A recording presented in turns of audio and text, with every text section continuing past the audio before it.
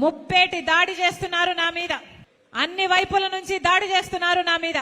నా సొంత వాళ్ళు అనుకొని 3800 కిలోమీటర్ల పాదయాత్ర చేశాను. నా బిడ్డలను, నా ఇంటిని పక్కన పెట్టి వైసీపీ పార్టీని ఒకప్పుడు నా భుజస్కంధాల మీద వేసుకొని నిలబెట్టాను. మనసు పెట్టి పనిచేశాను.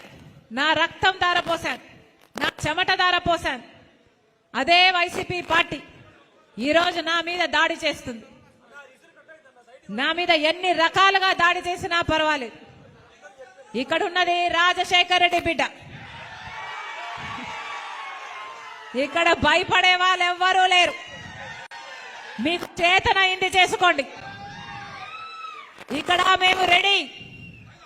నేను రెడీ, మీరు రెడీయా? నేను రెడీ, మీరు రెడీయా? మేము రెడీ.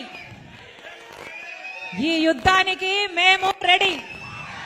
మరి ఆయన వారసులమని చెప్పుకుంటున్నారు కదా, ఆయన ఆశయాలను నిలబెడుతున్నామని చెప్తున్నారు కదా, వైఎస్ఆర్ కాంగ్రెస్ పార్టీ అని చెప్తున్నారు కదా, మరి మీరు ఎందుకు ఆ ప్రాజెక్టు నిలబెట్టలేకపోయారు?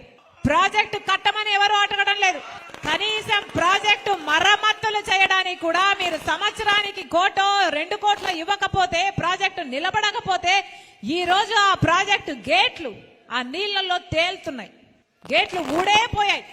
రాజశేఖర్ రెడ్డి గారి ప్రాజెక్టు కడితే కనీసం మీకు ఆ ప్రాజెక్టు మెయింటైన్ చేయడం కూడా చేత కాకపోతే, మీరా రాజశేఖర్ రెడ్డి గారి వారసులు? మీరా రాజశేఖర్ రెడ్డి గారి ఆశయాలను నిలబెట్టే వాళ్ళు? మీదా వైఎస్ఆర్ కాంగ్రెస్ పార్టీ? మీది వైఎస్ఆర్ కాంగ్రెస్ పార్టీ కాదు. వై అంటే వైవి సుబ్బారెడ్డి గారు, ఎస్ అంటే సాయిరెడ్డి గారు, ఆర్ అంటే రామకృష్ణ, సజ్జల రామకృష్ణ గారు. ఇలా తయారైంది ఈరోజు వైఎస్ఆర్ కాంగ్రెస్ పార్టీ. దీంట్లో వైఎస్ఆర్ గారు లేరు. ఇది జగన్ రెడ్డి పార్టీ, ఇది నియంత పార్టీ, ఇది ప్రజలను పట్టించుకోని పార్టీ, ప్రజా సమస్యలను పట్టించుకోని పార్టీ, ప్రజల ప్రయోజనాలను తాకట్టు పెట్టి బీజేపీకి బానిస అయిన పార్టీ. రాజశేఖర్ రెడ్డి గారి ఒక్క ఆశయమైనా నిలబెట్టారా? ఒక్క ఆశయమైనా నిలబెట్టారా?